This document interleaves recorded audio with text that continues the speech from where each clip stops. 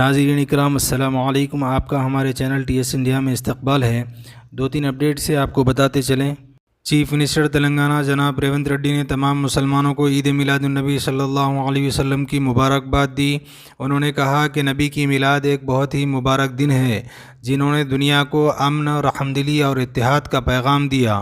Chief minister نے اپنے پیغام میں کہا کہ تلنگانہ حکومت میں مسلمانوں کی فلاح و بہبود کو ترجیح دی جائے گی۔ وہیں سابق چیف منسٹر تلنگانہ جناب کے چندر شیکھر راؤ اور BRS پارٹی کی طرف سے عالم اسلام اور تلنگانہ کے مسلمانوں کو عید میلاد النبی صلی اللہ علیہ وسلم کی مبارکباد دی گئی۔ BRS پارٹی نے اپنی سماجی رابطے کی ویب سائٹ ایکس پر لکھا، عید میلاد النبی مبارک۔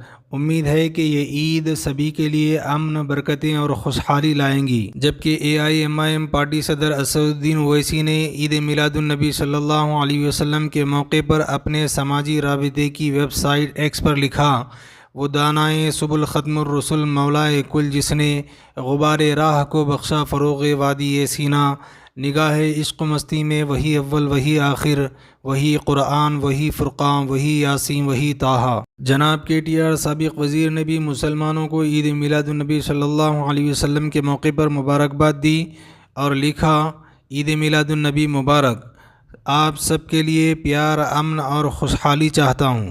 ڈپٹی چیف منسٹر تلنگانہ نے کہا، نبی جنہوں نے محبت، رواداری، امن اور اتحاد کی تعلیم دی ہے۔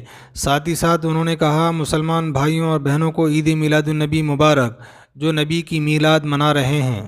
مزید یہ کہ جناب ہریش راؤ سابق وزیر BRS پارٹی نے بھی مسلمانوں کو عید میلاد النبی صلی اللہ علیہ وسلم کی مبارکباد دیتے ہوئے کہا، میلاد النبی کے مبارک دن پر میں اپنے مسلم بھائی اور بہنوں کو دل کی گہرائیوں سے مبارکباد دیتا ہوں۔ امید ہے کہ نبی کریم کا یہ مبارک دن ہم سب کے لیے امن کی اہمیت کو سمجھنے، بھائی چارگی اور اتحاد کے لیے مثال بنے گا۔ ساتھ ہی ساتھ انہوں نے کہا کہ نبی کی تعلیمات اور ان کے طریقے پر چلنا چاہیے تاکہ ایک ساتھ کام کرتے ہوئے ایک بہتر سماج بنا سکے۔ کمشنر پولیس تلنگانہ نے بھی مسلمانوں کو عید میلاد النبی صلی اللہ علیہ وسلم کی مبارکباد دی۔ ناظرین کرام، ہمارے چینل TS انڈیا کی طرف سے بھی آپ تمام کو عید میلاد النبی صلی اللہ علیہ وسلم کی پرخلوص مبارکباد۔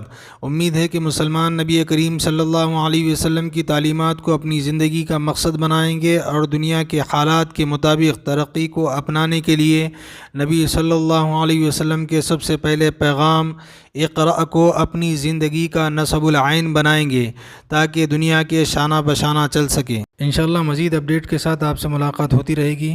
آپ سے گزارش ہے چینل کو سبسکرائب کریں۔ اللہ حافظ۔